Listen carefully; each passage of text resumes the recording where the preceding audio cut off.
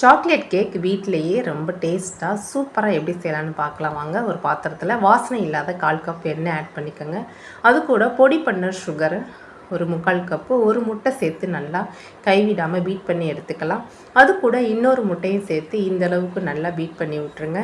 இப்போ 1/4 கப்பு அளவுக்கு மைதா, 1/2 spoon baking powder, 1/4 spoon baking soda, கொஞ்சமாக உப்பு, 3/4 கப்பு கொக்கோ பவுடர் ஆட் பண்ணி இந்த மாவை ஜலிச்சு எடுத்து அதை நல்லா இந்த அளவுக்கு கட் அண்ட் ஃபோல்ட் மெத்தடில் நல்லா மிக்ஸ் பண்ணி விட்ருங்க. இது கூட 1/2 கப்பு அளவுக்கு பால் சேர்த்து நல்லா கொஞ்சம் கொஞ்சமாக ஆட் பண்ணி நல்லா மிக்ஸ் பண்ணி விட்டுறலாம். இது கூட 1 table spoon vanilla essence add பண்ணி இந்த அளவுக்கு இந்த பக்குவத்துக்கு மிக்ஸ் பண்ணி எடுத்துக்கோங்க. இந்த மாதிரி ஒரு கேக் டின்னில் ஆயில் அப்ளை பண்ணி அது கூட மாவு ஸ்ப்ரெட் பண்ணி எடுத்துக்கலாம். இந்த மாவை அதில் சேர்த்து அது மேலே கொஞ்சமாக முந்திரி பாதாம் ஸ்ப்ரெட் பண்ணி விட்டுறலாம்.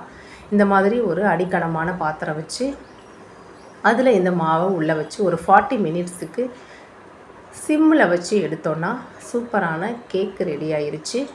பாருங்கள், கேக்கு ஒட்டாமல் நல்லா சூப்பராக சாஃப்டாக வந்திருக்கு. இந்த ரெசிபியை நீங்களும் ட்ரை பண்ணி பாருங்கள். கமெண்ட் பண்ணுங்கள், லைக் பண்ணுங்கள். தேங்க்யூ.